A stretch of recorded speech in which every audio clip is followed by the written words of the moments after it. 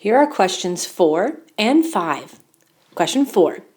Point S is 4 kilometers west of point R. So you're welcome to draw in the north here to show that it's going just due west.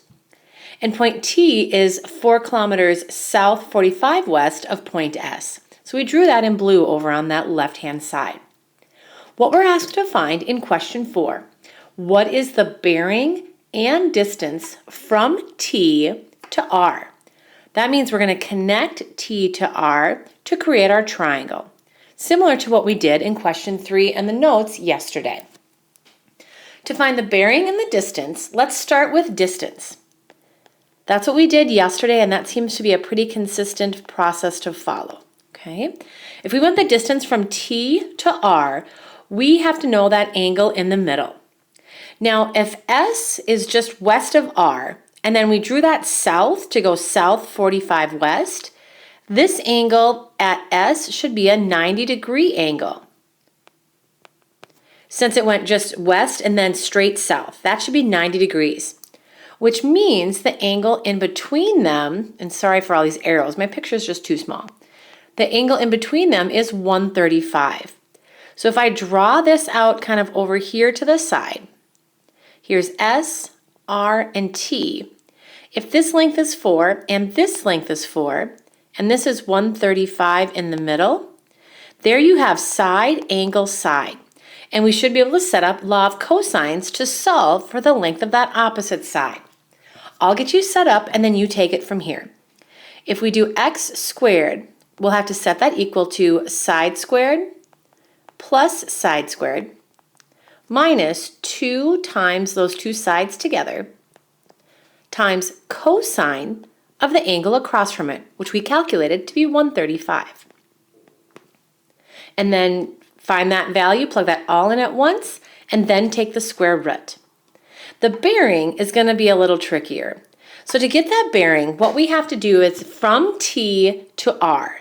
So that means at point T, we have to draw another north because we want a bearing from this location all the way to that segment that we just calculated. So if we know that there's a 45-degree angle over here on the inside, and then, let's see, I'm going to zoom this out. Hang on, you guys. Okay, thanks for your patience on that. So what I did was I just erased a couple of the values that were on my picture since the picture was so small. Ultimately, we're looking for this arc in purple that goes to that pink segment. That would be the bearing from T over to the segment that connects it to R. So if we look at this angle right here on the inside by S is 45 degrees. And we know that because it was south 45 west. Well, if we have a south and a north, then this angle up here, kind of on the outside by that 4, would be 45 degrees as well. Remember from our notes, that's called alternate interior angles.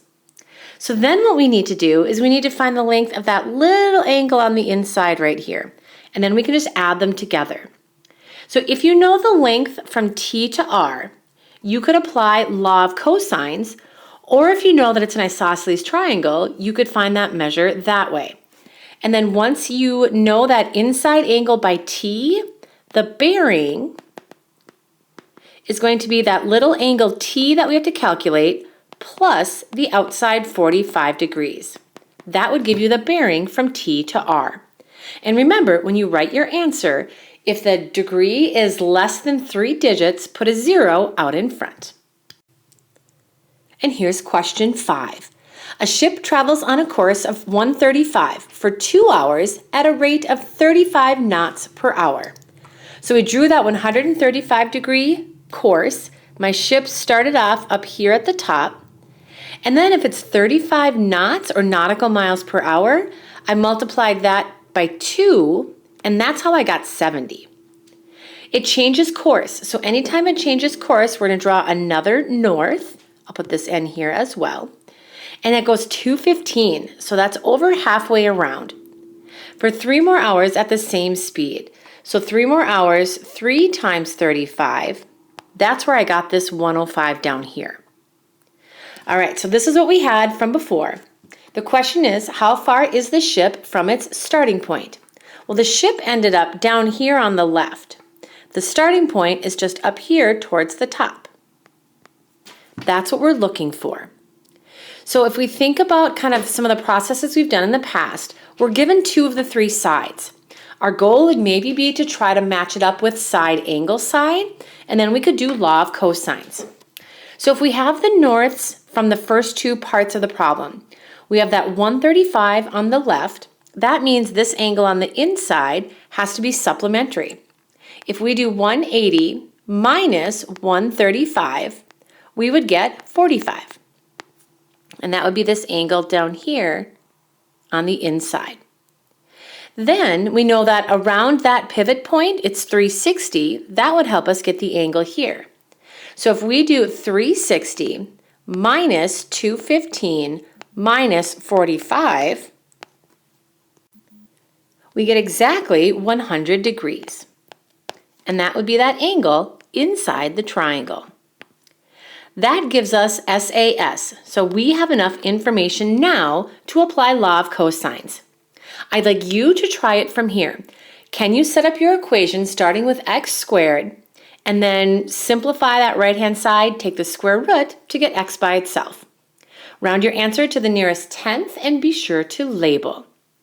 There are other videos online for the rest of the worksheet if you have questions.